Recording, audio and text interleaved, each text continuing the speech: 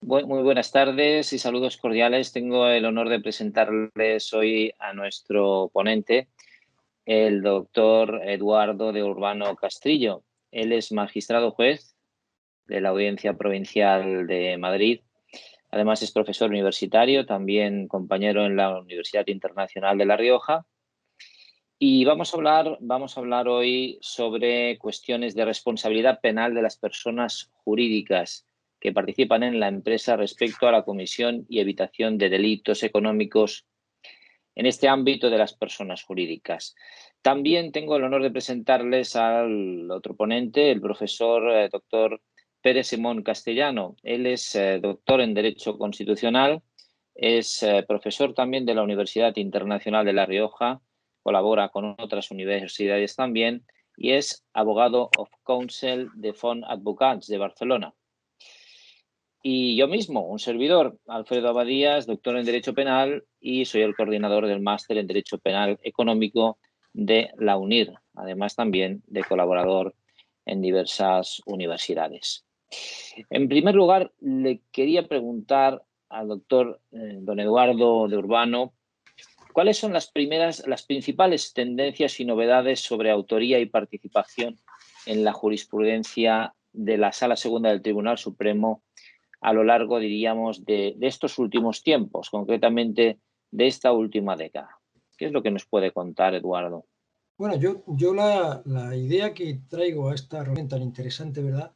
Es poder exponer, es decir, hacer una ponencia sobre precisamente el tema de la autoría y participación desde el punto de vista doctrinal y jurisprudencial en relación con las personas jurídicas. Y en consecuencia, yo respondería a esa pregunta dentro de un contexto más amplio. Es un poco lo que yo he pensado, ¿eh? Realmente hacer una ponencia sobre esa problemática para poder realmente hacer una aportación de cómo están las cosas, un poco también de mi perspectiva académica también, ¿no? Porque ya sabemos todos que los tribunales y el Tribunal Supremo ya no es una excepción, resuelven sobre casos concretos. Somos los profesionales del derecho, sobre todo que tenemos una vertiente académica igualmente, aparte de la profesional, ya sea la abogacía, ya sea el profesorado, en mi caso en la magistratura, los que sacamos consecuencias, extremos consecuencias. Entonces, yo a esa cuestión sí respondería con más detalle y más precisión, pero adelanto una cosa, y además es un tema de muchísima actualidad. Incluso hoy mismo estoy en un juicio en el que se está planteando ya eso. Y lo quiero apuntar ya. No basta para exigir responsabilidad y, por supuesto, para condenar penalmente, tener puestos concretos en una empresa, ejercer cargos, ser presidente, ser secretario general, ser gerente, ser administrador. No basta para una responsabilidad penal ostentar ese cargo. Yo creo que la idea principal, y si hay oportunidad luego la discutiré con más calma, es a conectar el cargo a actos concretos, a aportaciones concretas que tengan una relevancia causal con el delito que se les va a imputar, con el delito del que se les puede acusar. Yo creo que eso es lo más importante. No basta tener un puesto, un cargo, ser alguien en una empresa, sino que tenemos que vincular, conectar eso a actos concretos que estén relacionados con el núcleo del delito. Perfecto, queda muy claro. Creo que Pere quería formular una pregunta también al respecto. Sí, creo que Eduardo, que el doctor de Urbano ha enfocado muy bien la raíz del problema. Creo que al igual nos podría iluminar alrededor de cuáles son los autores reales de los delitos económicos en el seno de la empresa, ¿no? Y cómo se produce esa comisión de ilícitos, por ejemplo, ¿no? Directores de bancos, administradores, consejeros, concejales, ¿no? ¿Cómo se concreta la participación por parte de algunos de estos ejemplos que además pues conozco bien que el doctor de Urbano ha escrito al respecto en una obra que acaba de publicar y que creo que nos podrá iluminar al respecto, como decía. Sí, bueno, luego si hay oportunidad me gustaría hablar un poco de esa obra en concreto, ¿no? Sí, la autoría, ¿verdad? Hoy día, según mi criterio, después de una evolución entre teorías subjetivas y teorías objetivas, ha ido a actualmente una apreciación o valoración de realmente qué papel se tiene sobre el hecho delictivo. Lo que Roxin llamaba el dominio de la acción, o también dominio de la voluntad, en la que no es necesaria ni siquiera intervenir, porque uno puede estar detrás y ser el autor realmente intelectual del hecho delictivo, y valorar ahí, porque me parece que en esta materia es muy importante, toda la participación de las personas alrededor del autor principal, que eso suele ser bastante fácil de ver, porque enseguida se le encuentra, o incluso él se presenta, ¿no? Porque a veces estamos viendo también situaciones en las que dicen, no, yo fui el que tomaba las decisiones, no, esta persona no tiene nada que ver.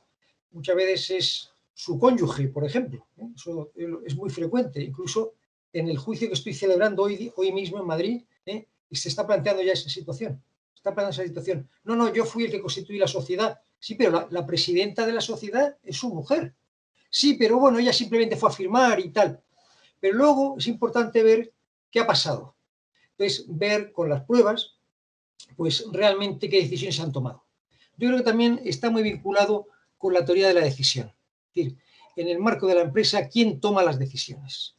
Decisiones que pueden ser también omisivas y, por tanto, plantean todo un problema también muy interesante a la hora de poder atribuir responsabilidades. Se ha hablado, me acabas de hablar ahora, Pere, de personajes concretos, directores de banco, de empresas, administradores, etcétera. Pues yo tengo aquí apuntado, porque me ha gustado hacer los deberes, ¿no? Preparar los deberes, y tengo alguna serie de problemas conflictivos que podemos ir viendo, ¿no? Cuando queráis, porque, por ejemplo, esto que sale ya ahora estaría vinculado con la llamada teoría del doble dolo, por ejemplo, ¿no? La teoría del doble dolo, que, en fin, si queréis lo puedo comentar un poco, que creo que es bastante interesante. ¿Parece? Perfecto, adelante. Pues mira, vamos a ver el tema de... Es que es una problemática esta, ¿verdad?, que va suscitando muchas cosas y por hacer todavía, porque realmente todavía no tenemos realmente el panorama cerrado, ni muchísimo menos. Vamos a ver si lo encuentro para poder, en fin, exponerlo mejor. Vamos a ver. Bueno, pues si no lo encuentro, da igual, los pondré con mis palabras, porque es que son una serie de cuestiones, creo que son 8 o 10 que he preparado, y realmente, bueno, pues no lo encuentro, pero me da igual. La teoría del doble dolo es aquella en la que ante un autor identificado, ¿no?, que puede ser muchas veces un responsable interno de la empresa, que ahí lo tenemos localizado y concretado, ¿verdad? Es el más fácil de denunciar también, ¿no? Tenemos otra persona que colabora. Por ejemplo, un directivo de banca. Un directivo de banca que puede facilitar a esa persona, pues a lo mejor una financiación irregular, vía, por ejemplo, descuento de letras, que no son reales, etc. Y entonces, ¿qué responsabilidad tiene el director de banca? Evidentemente, ha incumplido las normas de su entidad. Probablemente esas decisiones que él ha tomado no son avaladas, no están avaladas por su organigrama, por su forma de actuar. Pero ¿cabe imputarle a título necesaria o simplemente complicidad una responsabilidad en el delito? Pues la teoría del doble dolo lo que viene a significar, como sabemos, es que tiene que haber también una voluntad de cometer el delito que el autor principal está cometiendo. Si simplemente lo que está es participando con él, evidentemente él va a decir que él no sabía, que ha sido engañado, en fin, se va a defender así. Pero nos da igual lo que diga. Lo que importa realmente es lo que se pueda acreditar. Entonces, si se puede realmente deslindar su actuación, aunque sea cooperadora a un delito, profesionalmente de la delictiva, del delito en cuestión, no habría responsabilidad a título de cooperación, no sería, por tanto, responsable del delito, porque falta ese otro doble dolo. Si había un dolo para ayudar a esa persona en una decisión que ya es ilegal, entiendo, y ya le he dicho, pero no le falta el otro dolo de delito concreto. Bien, es muy interesante esta reflexión del doble dolo y esa especie de, diríamos, connivencia, ¿no? Que se tendría que demostrar que ha habido esa connivencia entre ese director de banco y sus directivos, ¿no? Pero hasta qué punto, ¿verdad? La cadena subiría de responsabilidades, porque hablamos de un director de banco que puede ser, pues, de una sucursal de un barrio. Este puede depender de un jefe de zona, puede depender ¿verdad? De un directivo de zona más amplia, provincial, etcétera, ¿verdad? Creo que esto va a ser una cuestión, creo que es realmente complicado, ¿verdad? Decir hasta dónde llega esta responsabilidad, ¿no? De este doble dolo, diríamos, o incluso triple, ¿no? O dolo encadenado, que podríamos llegar incluso a calificar. ¿Cómo ves a nivel probatorio, Eduardo? ¿Cómo lo ves a nivel probatorio esta cuestión? Yo creo que es una tarea harto compleja, ¿verdad?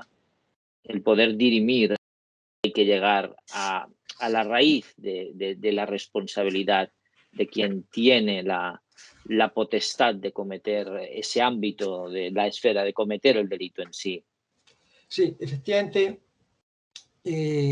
salvo los casos en que hay una implicación directa, dolosa del directivo hasta el nivel que llegamos, y lo que sucede con los que se encuentran en la pirámide de la empresa, en la jerarquía, que a mí me gusta llamar funcional, porque realmente nadie es más que nadie. Lo que pasa es que unos hacemos una cosa, otros hacemos otra. Entonces yo creo que eso es un criterio muy democrático, muy funcional, ¿no? Cada uno hace una tarea en una empresa, en una actividad. Aunque evidentemente no todo el mundo tiene el mismo salario, podemos decirlo. Entonces, en los niveles más altos, lo que no es exigible, y además esto es un poco algo de sentido común, una máxima de la experiencia, es que se pueda controlarlo todo. Es decir, el presidente de la empresa, y pensemos ya en una empresa con una cierta cantidad de empleados, ¿verdad? No puede estar al cabo de la calle de todo lo que ocurre. Eso parece bastante obvio. Lo que pasa es que luego, y ahí también habría que vincularlo con que si estamos ante un delito, que solamente se le puede exigir la responsabilidad si es dolosa, de si es doloso o imprudente, porque no todos los delitos, como sabemos, no se responde de forma imprudente, solo de aquellos que expresamente, artículos 10 y 12 del Código Penal, ¿verdad? Así está establecido. Y en esos temas de imprudencia del jefe, vamos a llamarlo así, pues hay varias cuestiones a valorar sobre la persona que habría cometido la acción en concreto, ¿no? Pues un tema de control, ¿no? Que estamos un poco planteando, ¿verdad, Alfredo? Y entonces ahí sería el tema de decir, pues la culpa en vigilando, la culpa en eligendo, la culpa en contraendo, la culpa en constituendo. Es decir, depende si podemos atribuirle algún tipo de culpa en relación con esa persona y con la función que está desarrollando. Que no solo es eligiendo y vigilando, como se decía. También, por ejemplo, tenemos el tema de la culpa relacionada con la formación que recibe. Y formación e información que tiene. Y, por tanto, qué control se hace sobre esa persona. Pero esos serían temas más bien, creo yo, a nivel de imprudencia y del listado de los famosos la treintena de delitos, sobre todo de personas jurídicas, lo que estamos hablando ahora, solamente quiero recordar que hay 4 o 5 que se pueden responsabilizar a título de imprudencia. El resto, o por dolo, o no hay responsabilidad. Muchas gracias por esta prolija explicación. Pere, creo que también tenía alguna cuestión más por aquí. Sí, siguiendo un poco la pregunta que también trasladaba Alfredo, el tema de hasta dónde podemos llegar, ¿no?, en la cadena de responsabilidad, y muy significativamente en el ámbito de las conductas omisivas, que, por ejemplo, pueden derivar de las decisiones que dejan de tomar los consejeros, ¿no? Los consejeros de un consejo de administración, en empresas de otro tipo de tamaño, de otro tipo de naturaleza, ¿no? De los administradores, porque al final, como muy bien también apuntaba al principio el doctor de Urbano, ¿no? Al final en las empresas, ¿quién toma las decisiones y quién tiene poder para decidir qué, ¿no? En este ámbito, creo que hay una máxima, ¿no? Que es quien se siente cómodo recibiendo los frutos o los bienes de la sociedad, también tiene que sentirse incómodo cuando lo que viene no son necesariamente cuestiones positivas, ¿no? Creo que esta es una reflexión interesante en el ámbito de la responsabilidad y que conecta muy bien con la responsabilidad penal de las personas jurídicas. No sé si al respecto, o incluso con algún otro ejemplo, porque hemos puesto el caso del directivo de banca, ¿no? De una entidad bancaria, que puede ser un ámbito local, de ámbito local o provincial. Digamos que hay mandos intermedios que tienen poder y que pueden llevar a cabo conductas delictivas, incluso cuando las normas internas de esta sociedad vayan muy bien orientadas, ¿no? Incluso cuando se ha hecho formación y hay una política ética, ¿no? Pero bueno, al final el delito, digamos, Sí. Sí. Hay una sentencia que creo que yo comenté, la sentencia del Tribunal Supremo de 11 de marzo de 2010, 11 de marzo de 2010, número 234/2010, que creo que la comenté en el portal jurídico Legal Today, ¿verdad? Que estuve en el comienzo de la constitución de ese portal, que es de mucho éxito, ¿no? Además es gratuito para todos los abogados y realmente, bueno, los juristas en general, y realmente pues muy, muy dinámico, ¿no? Porque es diario, ¿no? Que se va actualizando. Creo que comenté yo hay una sentencia que también la he rescatado ahora sobre el tema de qué pasa con los acuerdos de los consejos de administración, porque evidentemente en una sociedad democrática las unanimidades han desaparecido. Ya no hay ningún grupo humano, ni social, ni político, por supuesto, ni de ningún tipo, en que el 100% estemos todos de acuerdo. Y eso es muy, muy natural, muy natural. En los tribunales, cuento la anécdota también, que probablemente más del 90% de las sentencias son por unanimidad. Eso se refleja en las famosas 3 firmas, ¿no? 5, en fin, que acompañan la sentencia. Pero también es verdad que hay sentencias 2-1, bueno, o 8-7, y también son democráticas, o sea, porque es así.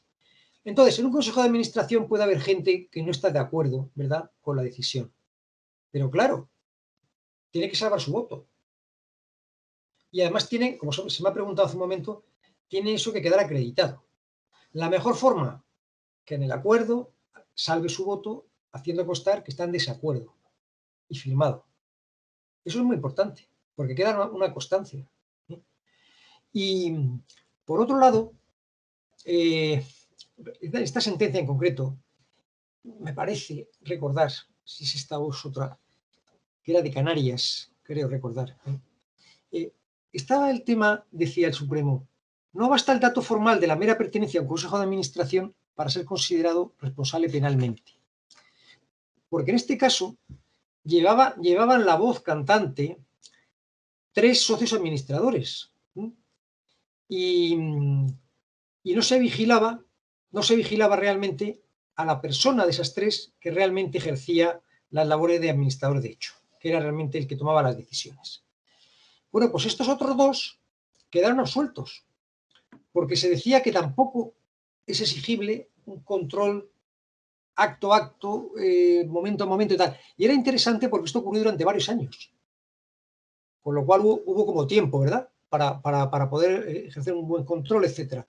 Y sin embargo, pues ahí se concluye que no existió el elemento subjetivo del delito, que realmente estas personas no estaban en el hecho delictivo y que realmente las alegaciones de su defensa pues triunfaron, porque aunque no habían salvado el voto, pues también se puede, porque yo creo que el derecho penal es un derecho material, un derecho que trata de buscar la verdad, pues quizá como ningún otro, Y cuando tenemos duda tenemos que resolver. In dubio pro reo. Entonces, los temas de prueba, cuando no se logra probar una culpabilidad, hay que resolver. Bien, acabas de apuntar algo muy interesante, ¿verdad? Que es que en un consejo de administración, por ejemplo, alguien pueda demostrar pues, que ha discrepado con la decisión de sus compañeros y pueda efectivamente pues, librarse de esa responsabilidad de algún hecho que pudiera finalmente ser delictivo. Pero a veces a mí, explicando en las clases de Derecho Penal Económico, ¿verdad? Cuando explicamos los órganos colegiados, ahí hay, diríamos, más problemática, creo yo, ¿no? Órganos colegiados en los cuales hay una responsabilidad solidaria de los miembros. Entonces, ¿qué nos podrías contar sobre este tema en la práctica judicial diaria? Es decir, cuando estamos ante una decisión tomada por un grupo de directivos o de algún organismo, de una persona jurídica, pues que es un órgano colegiado. ¿Cómo librarse a alguien que está dentro de este órgano de esa responsabilidad criminal, ¿verdad? Que podría ser susceptible de ser imputado en algún momento. Bueno, yo Eso creo lo que preguntan mucho los alumnos. sí, yo creo que hay que, insisto, yo creo que un día aprendí que la pedagogía era repetir, repetir y dar ejemplos. Entonces, insisto, un poco en lo que he dicho antes, de otra manera. Realmente, para poder responsabilizar a alguien en un grupo, en un órgano de los que estamos hablando, consejo de administración, por ejemplo, o administradores solidarios, si hay más de dos, ¿no? Por ejemplo, dos o más, es que se responde únicamente cuando se conoce y se permite el hecho ilícito. Es decir, tiene que probarse ese conocimiento. Es muy fácil demostrar que no se conoce si, por ejemplo, se tomó en una reunión o una junta en la que uno no asistió. Porque a veces parece una tontería, pero no se trae el justificante documental y, por tanto, son palabras no probadas. Esto es muy típico, ¿no? Tuve que ir al médico, tuve que ir al psiquiatra, me costó la broma no sé cuánto. ¿Dónde están los documentos del psiquiatra? Tenemos que acostumbrarnos a que el mundo de la realidad, el mundo de la calle, el mundo normal, es el mundo de los hechos. Y el mundo judicial, el mundo jurídico, judicializado, digamos, es el mundo de los hechos probados. Mientras no se prueben, los hechos no existen. No existen. Son meros alegatos, son indicaciones, manifestaciones, se escuchan, ¿verdad? Pero en principio no tienen ese peso probatorio. Por tanto, ¿cómo salvarse? Pues efectivamente procurar que quede señal de que uno no está en esa decisión. Pero si no hay señal, porque desgraciadamente uno, por inadvertencia, etcétera, no tuvo la diligencia de hacerlo constar, a la hora de la acusación, vamos a acusar a todo el Consejo de Administración, ¿verdad? Pues habría que ir efectivamente, pues como he dicho ya del principio, pues con el criterio del dominio de la acción, del dominio de quién toma la decisión o quién está realmente ejerciendo la voluntad. Es otro matiz de la acción, de la voluntad criminal, ¿no? Es decir, hasta qué punto uno realmente está involucrado en eso. Insisto, no basta el mero dato formal de la pertenencia a un consejo de administración. Voy a poner otro ejemplo, un asunto que ya es público, por tanto que está en la base de datos y que llevamos más de 2 años ejecutando. Bueno, pues un asunto donde una discusión de socios y se están jugando nada menos que el apoderamiento de un parking importante en el centro, en este caso de Madrid, que genera unas rentas impresionantes. Creo recordar que eran como 250.000 euros al mes, ¿no? Una empresa, además, de las buenas, porque realmente no hay empleados. Prácticamente no hay dificultades de nada. Uno se sienta allí, ¿verdad? Incluso no hace falta ni que te sientes. La máquina lo hace todo y la gente paga y se va luego, ¿no? Y no hay grandes gastos. El querellante dijo que había sido expulsado. Que había sido expulsado de la sociedad, bueno, una serie de negocios que había entre ellos. Al final venían acusados el consejero delegado, la presidenta y el secretario del Consejo de Administración, que era el abogado asesor, que era la persona más preparada. Estas personas. Y salvamos sentencia firme ya, estamos ejecutando ya más de 2 años. porque estamos ahora cuantificando la indemnización. Se está discrepando, claro, las cantidades pues, van desde, no llegan a 1 millón, los otros quieren 3 millones, en fin, estamos hablando de unas cantidades importantes, ¿no? ¿Y por qué la quitamos a ella de la condena? No, porque ella era una persona que realmente era, cuando llegó allí, era muy mayor, que estaba allí porque era pariente de alguien, firmaba todo lo firmable, pero era un cargo absolutamente formal. Creo recordar incluso que vino en silla de ruedas también, o sea, una persona muy mayor, muy mayor. Entonces, no podemos, en derecho penal, porque esto no es derecho administrativo, ni mucho menos derecho tributario, ni mucho menos derecho tributario, condenar por el hecho de tener un cargo determinado a quien aparece vinculado con él.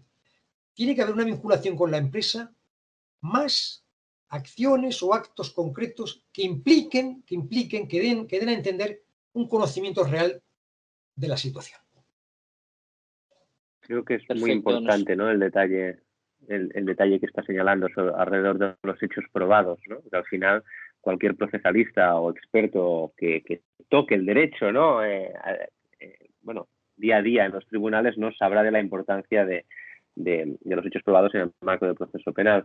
Yo aquí quería comentar una breve cuestión que hemos estado tratando, ¿no?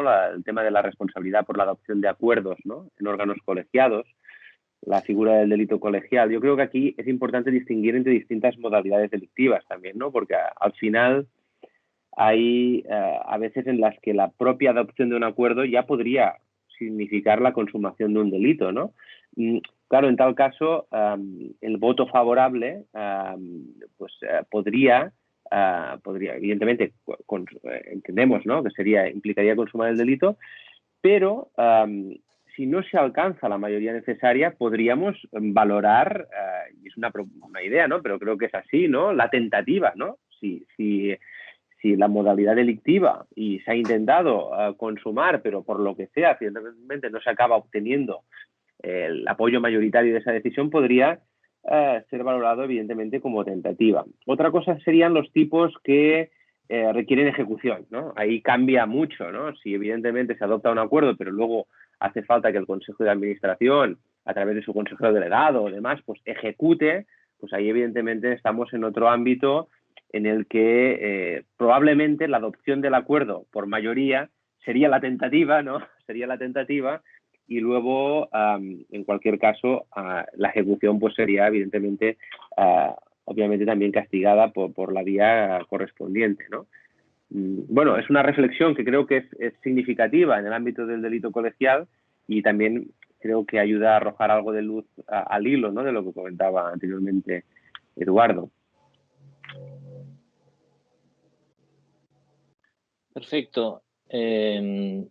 Yo quisiera entrar también, si os parece, en estos últimos minutos, sobre el tema del compliance, que tanto de moda está, que tanto en boga está, ¿verdad? Como una cultura empresarial, como una cultura, diríamos, de prevención en el delito. Tiene muchos adeptos, es una salida profesional, diríamos, muy, muy interesante, ¿verdad? Nuestros alumnos esto lo tienen muy, muy claro y mucha gente se dedica al compliance, pero sin embargo a mí me saltan algunas dudas.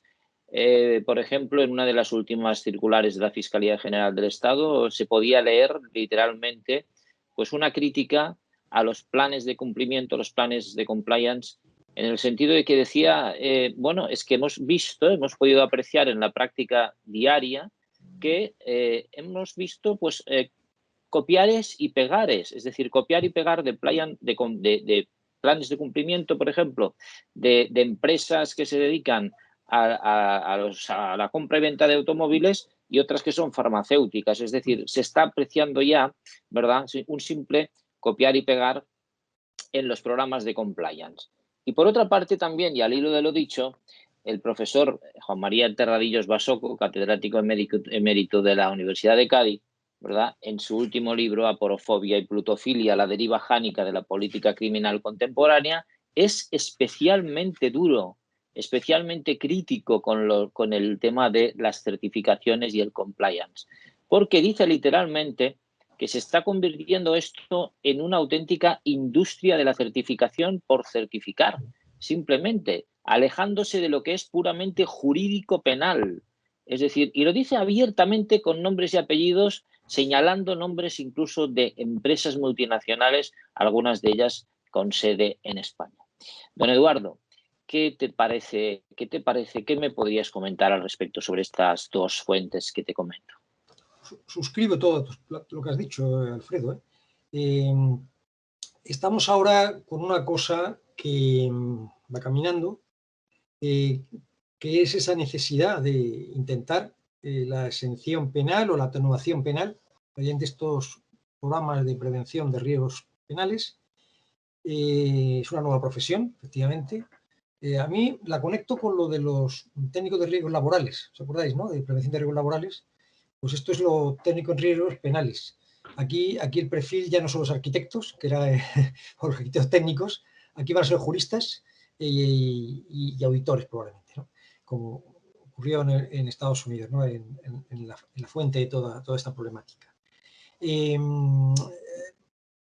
está pasando? Pues que hay muchos cursos, todo un boom, ¿verdad?, de sistemas de compliance, de máster, programas de especialización, para aprender un poco cuáles son las herramientas de todo esto, palabra que odio, por cierto, perdonad que haya dicho. Y bueno, un ejemplo bueno es vuestro libro, ¿verdad?, precisamente sobre el mapa de riesgos, ¿no?, que es un libro magnífico, y realmente pues es todo un desarrollo de esa problemática, pero minuciosa, al detalle. Si lo que nos presenten, yo en este momento estoy en un asunto penal, claro, en el que se está acusando a una persona jurídica. Esto no es tan frecuente, porque hasta ahora he tenido yo personalmente poca cosa en este tema. Sí, ¿verdad? Ahí está viendo ya, están llegando al Supremo, pero yo personalmente no había tenido un caso así como este. Y una de las claves aquí es que se presente un programa de prevención de riesgos de cierta solvencia. No algo, un simple maquillaje de, bueno, aquí está nuestro certificado. No, eso no. Tendría que ser algo, como se ha dicho ya también para un autor, algo eficaz. Y eso probablemente una pericia, pues como tienen que ser las pericias, independiente, de expertos, porque la palabra perito y experto es sinónimo, que nos diga, sabemos que hay delitos, sí, pero en este caso realmente, no solo por el sector, sino por el tipo de actividad concreta, está perfectamente organizado el sistema de prevención, mapa de riesgo, canal de denuncias, medios, todo, ¿no? Actualizaciones. Entonces, realmente, eso funciona. Pero si no, evidentemente, no sirve para nada. Y hay que decir una cosa. Entre los muchos intocables, que ya no hay intocables, sino democracia, como tiene que ser, no puede haber nadie intocable, todos estamos sujetos a la ley, pues después de los bancos, que eran intocables, después, en fin, los políticos, que tampoco lo eran, en fin, que también los eran. Tenemos a los auditores. Los auditores hasta hace poco eran palabra de santo. O sea, lo que ellos decían avalaba las maravillas de la empresa, sea cual sea, y a veces de las grandes. Bueno, en Pescanova hemos tenido, ¿verdad?, una condena ya a un auditor, concretamente, hace nada. Y yo he tenido un caso en el que he visto unas discrepancias y unos enfrentamientos entre los auditores, incluso sobre el método de aplicar a la empresa concreta. Me acuerdo que era una fundación. Y ves, pues claro, que esto al final hay que verlo con mucho cuidado, con mucho detalle. Probablemente necesitas una tercera pericia.